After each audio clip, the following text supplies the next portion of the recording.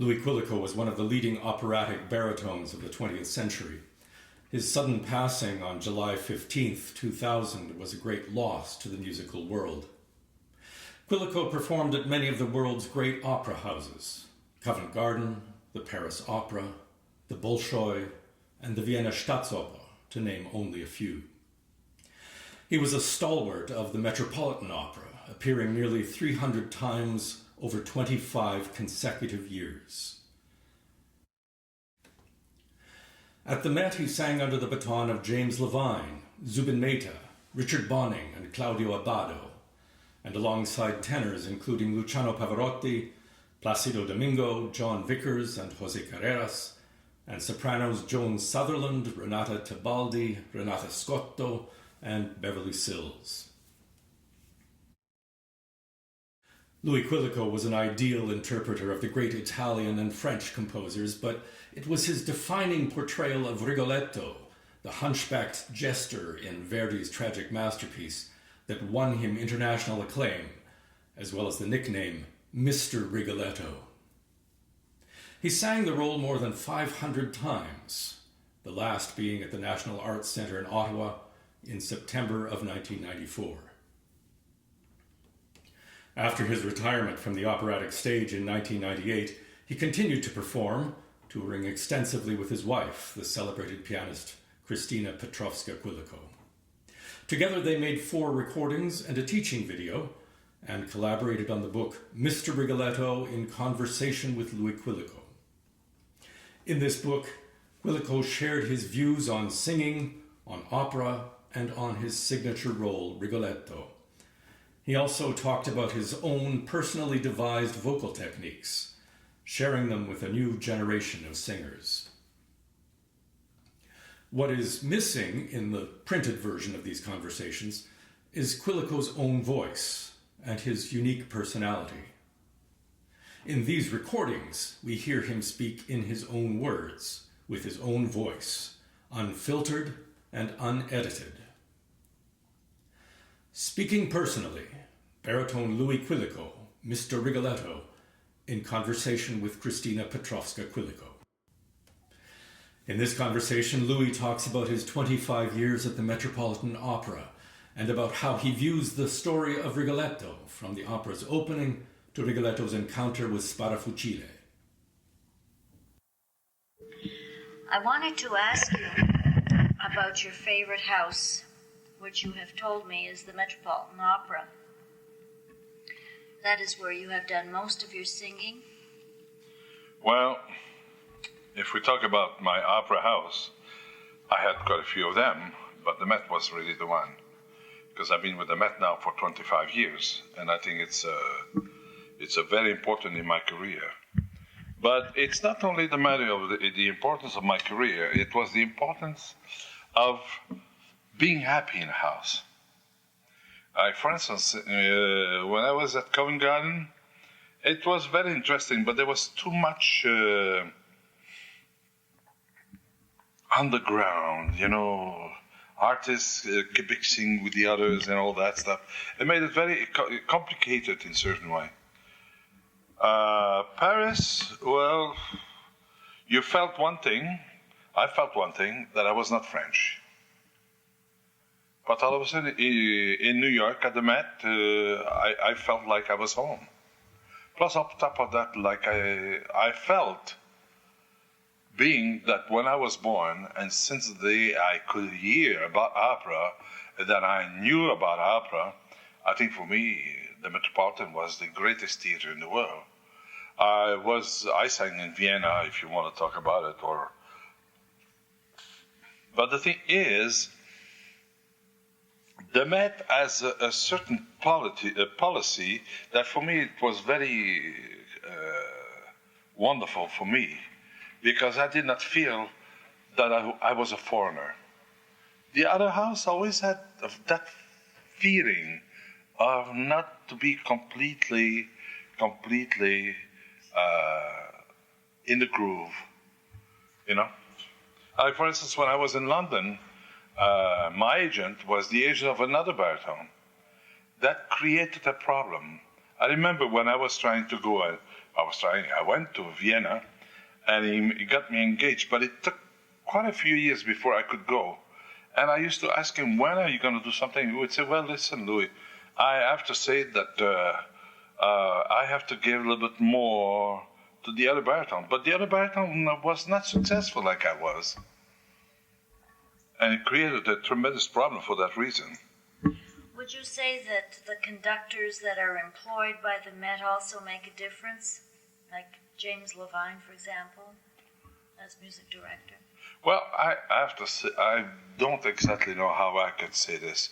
I have to say that thanks to Jimmy Levine and a few other directors that we had at the Met, it was very important for me that these kind of people would have not only respect, they had tremendous admiration for my art, because the point is, for people like that, what is very important is to be able that if ever they have a problem in the theater and they're replaced by someone, I don't say that I was there only to replace, but I'm saying that it was that the public accepted.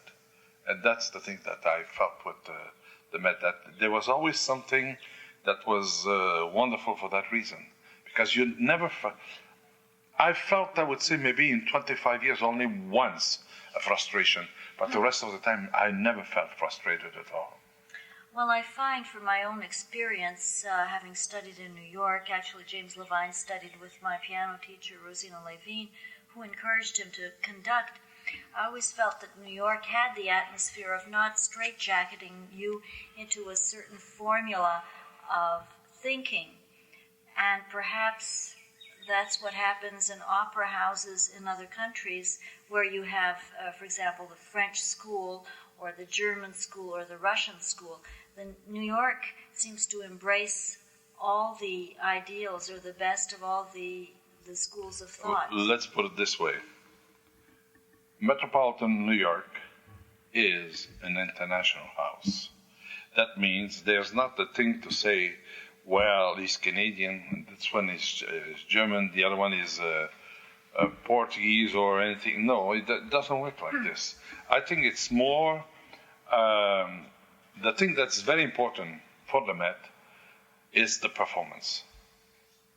And that's the thing that I feel that very often, for instance, you went to Vienna, you really felt a tremendous undercurrent of, how can I say this, not fairness.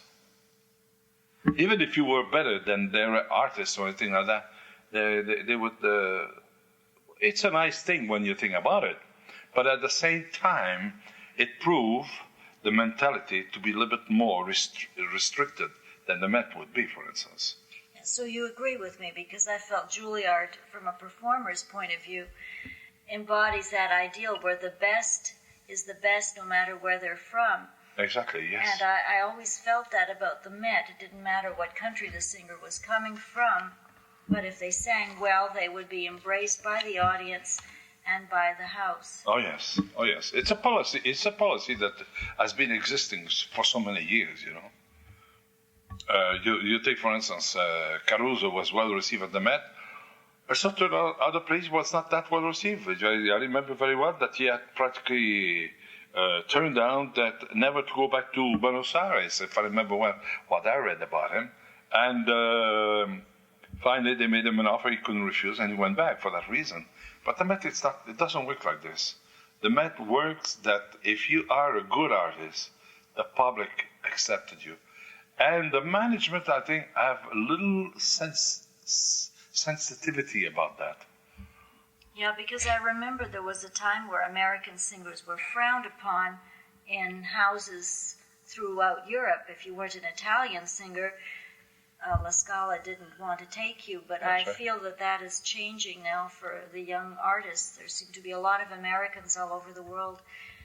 Can you elaborate on that? Do you agree with me? Well, I will agree till a certain point, because Germany before was much more open for the American singers.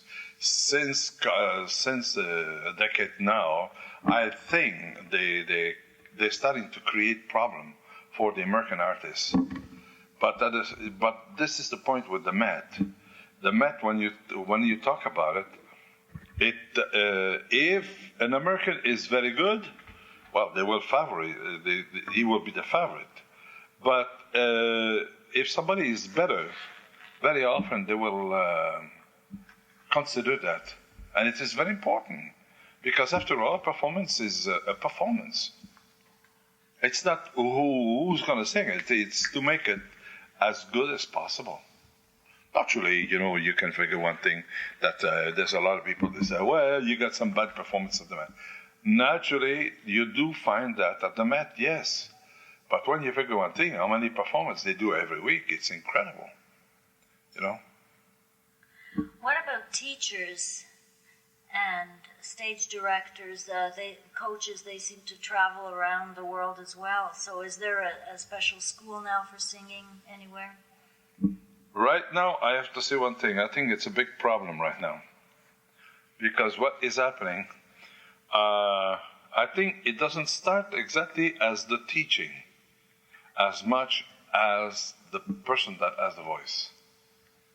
I'm not saying every one of them. I'm not attacking. But there's a certain amount that singers will not be faithful to someone that could help them. And what they want is they want to try to help them. I'm talking about point of view of vocal. What they're searching more is to find somebody that can help them more in their career, even if they're not ready. What about competitions? How helpful are they for the singers? Do people from the various opera houses pay much attention in hiring if somebody has won a competition? Well, it does happen. It does happen that they will help much more if somebody wins a contest. But at the same time, I noticed one thing lately, that it's not only the matter of competition. It's depend a lot today how much money you have. You got a lot of people that buys that career. I have to say one thing, I could not buy my career. I had no money for it. But the thing is, I know for a fact today, there's a lot of people that does it's create in reality a big problem, because you will have somebody that might be much better than that certain person, but because of publicity, because of a helping hand that the other one doesn't have, it creates a big problem for that reason. I don't like to talk about it for that reason, because when you talk like this, people think you're jealous. It's not a matter of jealousy. It's a matter of integrity. And I feel that there's a lot of it that is missed all over the world. For instance, when I was in France, if a Frenchman was not better than me, a Frenchman could know the role or something like that, very often they would give it to him instead of giving it to me, even in better ways. Just to give you an idea, for instance, at the Paris Opera, because I refused to sing it in French, Rigoletto, for instance, I used to refuse to do it in French because I did not like the translation. Well, they would give it to a Frenchman. And every time the Frenchman would go and sing the performance, after the performance, you would have one curtain, two curtains, that was about it. And I remember that I was scheduled all the time I was in Paris for 9 times only. And each time I was there, that when I would finish the performance, you had between 50 to 20 curtain call. And I used to say to the director, And the director used to say, well, listen, do like the Frenchman, learn it in French. You know? So discrimination knows no bounds in the world. Getting back to operatic houses, you've sung in Canada? Yes. For the COC? Yes, Montreal, the Montreal, Canada. Vancouver, Edmonton, Calgary. Calgary? Yes, I did. I replaced it the last minute. Quebec City. I think you forget one thing, that when I first started in Canada, there was very little opera company. There was a Canadian opera company. There was not an opera company in Montreal. There was in those years there was what they called the Opera Guild, Madame Donalda, that used to do one performance a year. Quebec City, there was no opera. Practically everywhere there was no opera. But then after that, it started to flourish, you know. And it's marvelous to see the amount of opera. Except one thing that I have to deplore, that I don't know, if you don't want to put it in the book, don't put it, I don't care. My only concern is, it would be about time that we search in our own ranks people that could direct our opera companies. I have to say one thing, go to France, you will not have, except for once they had the Paris Opera directed by somebody else, but go anywhere else in France, you don't have really a foreigner be the director of the opera company. And I think in Canada, we should have enough people. No matter what anybody will tell me, if a bank manager comes to me and says, oh no, we know better, that this person is better than the other guy, I'm sorry to say it. Don't give me that bull, that's not true. Who are you? You have no idea. You're directing your bank, but the opera is one thing. Me, I could name you all new director of our opera company in Canada, and I could tell you one thing, there will not be a foreigner in it. And when I say this, it's not because I don't have against the foreigner, but it's not that. It's, first of all, our opera company, unless you will have somebody that is really, really incredibly, let's say, for instance, Placido Domingo, who just took over Washington. But I have to say one thing, that you have to respect that. Because the man has a great idea what is the theater. He's got a great idea of what is the opera should sound and all that. And I think that I'm with you 100%. But when you got the director of an opera company that comes from somewhere, I don't know where, and all of a sudden, you know, the man is being maybe a good stage director, but that's as far as he went. And you have another one that will be something else. I'm sorry to say it. Why not taking a Canadian? Would you be interested in a job? Well, I don't know about that, because I think it's becoming too infected, you know. Because the thing is, because you're Canadian, you're not good enough, you know.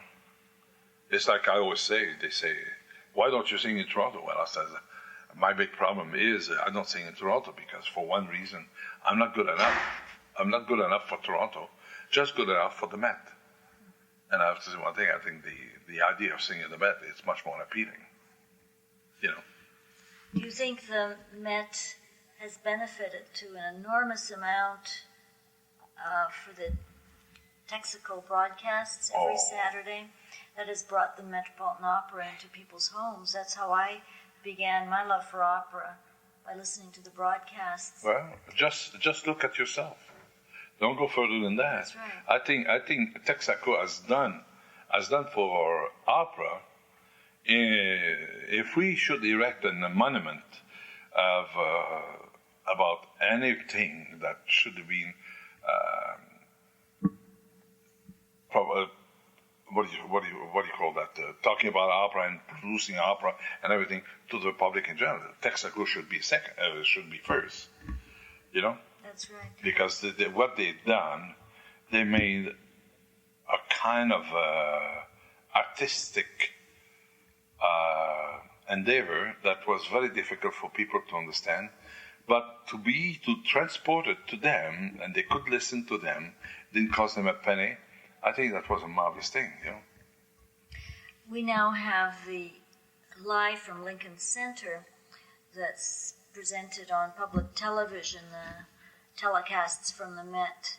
Can you tell me about the performances that you did for this live telecast, which has also brought an enormous audience into the opera houses? That I have to say one thing. That it may be even the biggest of all, because the thing is, now you figure one thing, that London and Vienna and all these big theaters, they all come up live from their theater, you know.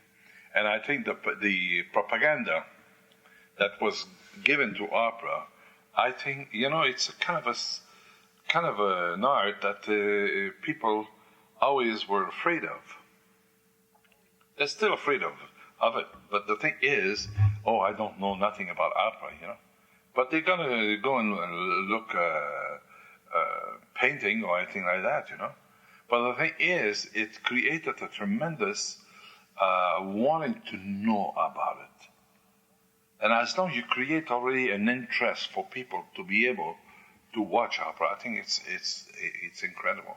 For instance, for myself as a performer, I have to say one thing, it's very rewarding, because when you figure one thing, that you do a live telebroadcast from the Met, you got about at least 10 million people that looks at it. And now it's becoming even bigger, because now it's telecast all over the world. Once upon a time, it was telecast only in the United States. But then after that, it came all over the world. And I think that was incredible for the performer. For the opera, the performer. And can you tell me about the performances that you did? I know that you did in Balamaskara and Don Carlos, because those videos are still being sold. Yes. I have to say one thing. It's a nerve-wracking thing to do one of these performances. I was going to ask whether you're aware of the significance as you're doing it. But you have an idea that all of a sudden you're going to open your mouth and there's like 10 million people that's going to listen to you. That's something incredible, you know. You know something very, very similar to this? I went to sing in Montreal for the baseball game. It was the World Championship. I forgot how many years back, but it was for the championship. And when they said to me, there will be about 120 million people listen to you, I just wanted to go 6 feet under the ground, because, you know, if you make a mistake, and I was doing nothing much more than to sing the national anthem. And I was so scared that I wrote all the words that I had to sing, because I was scared I was going to forget something, you know. And you just see me forgetting one word and everything. All of a sudden, in the stade, there was 56,875 people. Now they all start to boo at the same time. It gets you very, very, very scared. But the performance live from the Met, that was exactly what it was. Not that you were scared of forgetting something, but you were, how can I say, you were conscious that it was live. That is the thing. It's not live direct, but it's still going to be shown. And that is quite a challenge. What were your best roles, do you think, in those telecasts? Well, I would say the ballo, and I have to say Rigoletto. I wish I would have done the Don Carlos sooner. It's not because I was passé or anything like that, but I felt when I saw the telecast of Don Carlos that I was not exactly as dashing I like, for instance, in the Ballo Mascara or the Rigoletto. What others did you do? I did live from the Met. I did, the Centennial. That was very interesting. I enjoyed it. But it was a long day. God. We started at 10 o'clock in the morning and we went past midnight. And, you know, you did not know exactly when you were singing. You knew, but it didn't seem to come at that. You come to grip that it was time that for you to sing, you know.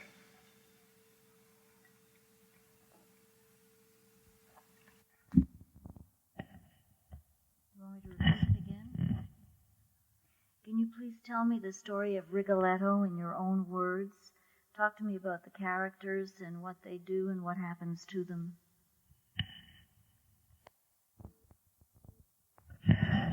Rigoletto is a story that could be the last 500 years, like the last 300 years, like the beginning of the century, and it can be even today stories. Because where did it take place originally? In the opera, I think, I think in the 16th century. Mantua. First of all, the real story of Rigoletto is called Les Rois s'amusent, Alexandre Dumas. And what happened?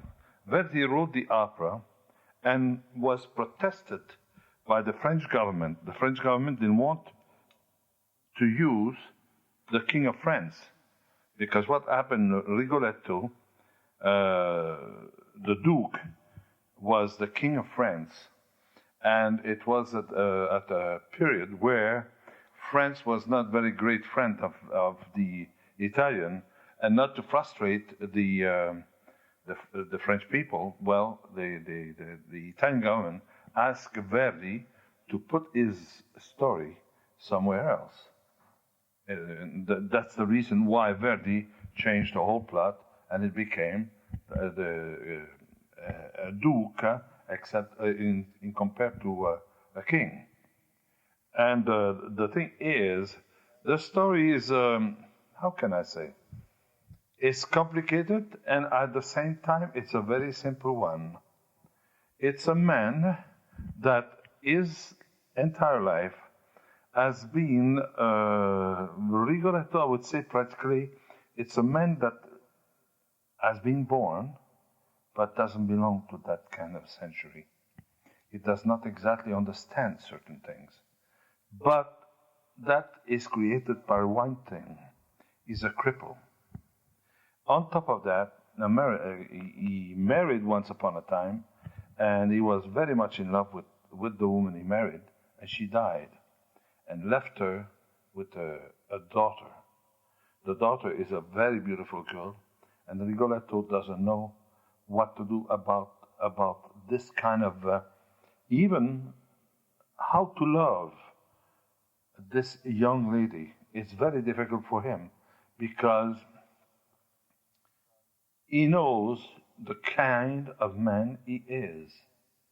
And what he wants to do, he doesn't want his daughter to be fearing, or that she would discover what kind of man he is.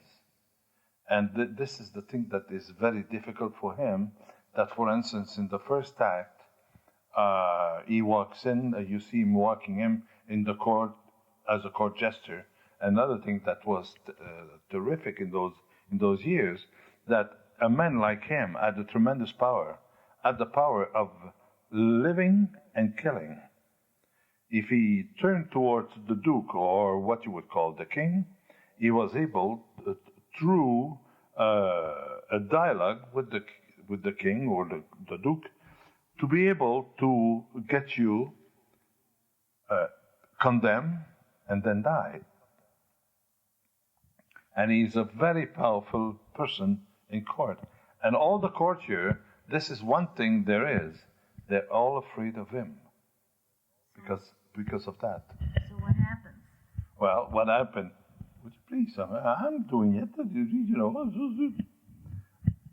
What happened? First of all, when it's happened in the court, all of a sudden, Rigoletto laugh about the old man Monterone, because they seems to have abducted his daughter, and that prove what kind of man he is. He ridiculized the old man. You're coming here to ask for pity for your daughter, and so on and so on. And Rigoletto, with the court, ridiculized the man so badly that all of a sudden the old man cursed the whole court. But in reality, he cursed especially Rigoletto.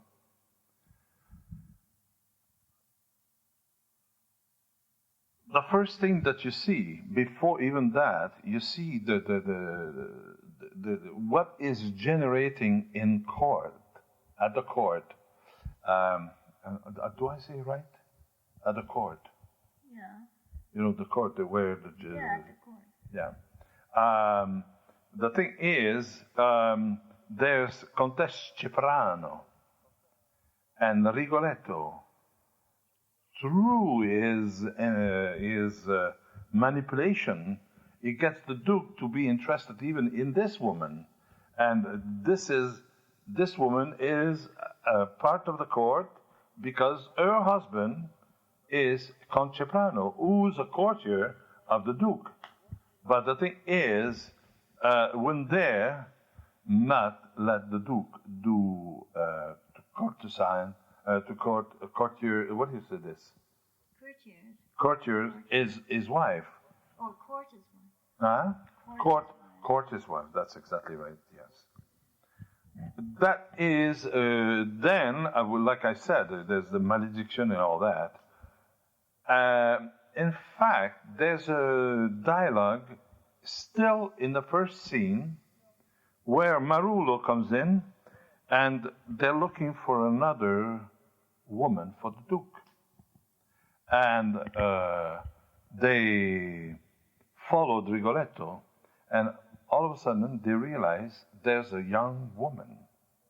And all of a sudden they say, how can an old, ugly man like that should have a beautiful woman? Why she should not be with him? She should be with the Duke. And they more or less accept the challenge that they will abduct the lady. That is approximately, I would say, that's the first scene. Comes the second scene. You see Rigoletto going to his home. While he's walking by himself, and he's thinking of all what things that have happened in court.